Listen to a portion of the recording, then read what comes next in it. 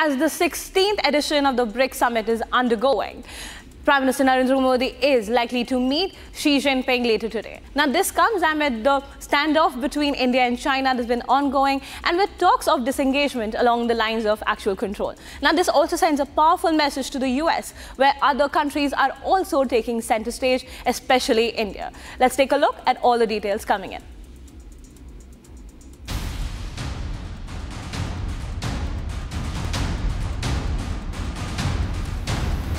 It's official. Prime Minister Narendra Modi is set to meet Chinese President Xi Jinping on the sidelines of the 16th BRICS Summit. A significant signal to Washington, the timing and agenda of the meeting are being carefully worked out.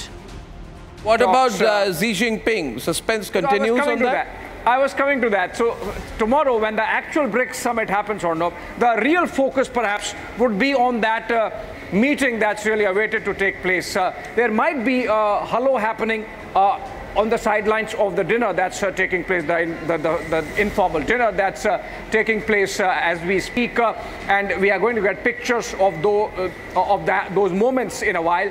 But we are told that there is all likelihood that tomorrow, India and China, finally, after a gap of 4 years, might have a full-fledged bilateral meet taking place between Prime Minister Modi and President Xi Jinping. The optics of this BRICS summit echo back to 2018, especially when viewed through the lens of India-China relations. Much like 2018, the two nations approached the BRICS summit after a period of heightened tensions, particularly along their shared border. Back in 2018, Prime Minister Modi and President Xi met on the sidelines of BRICS after the Doklam standoff, a contentious border clash that had put both nations at odds.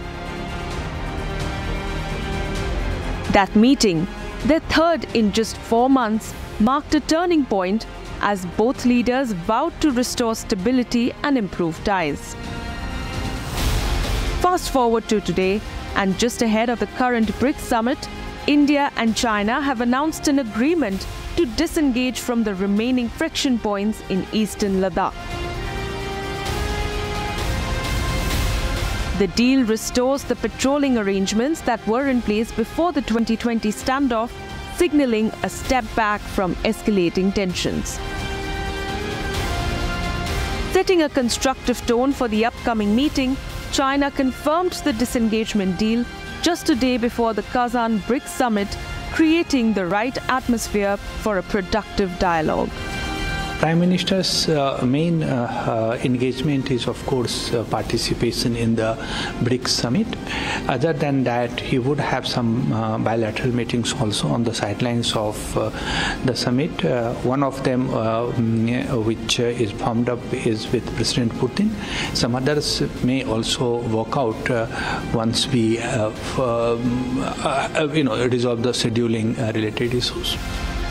As India and China take steps towards de-escalation, the upcoming Modi-Xi meeting sends a strong message not just to Beijing but also to Washington. This engagement between two of the world's largest economies will be watched closely by global powers, particularly the US, with the BRICS summit as the backdrop. The balance of influence in the Indo-Pacific hangs in the balance.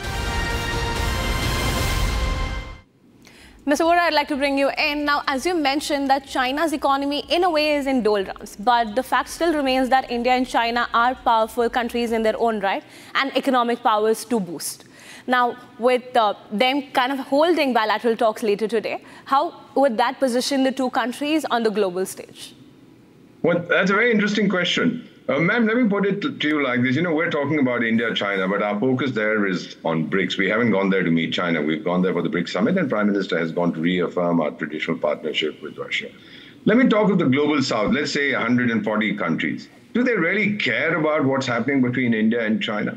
They are more interested in inflation, in rising food prices, fuel prices, etc., for which the most important challenge for them is what's happening in Gaza. So if I were somebody from the global south, I would say, let me go catch hold of the Iranian president and tell the chap, back off. I say, let's have peace in Gaza.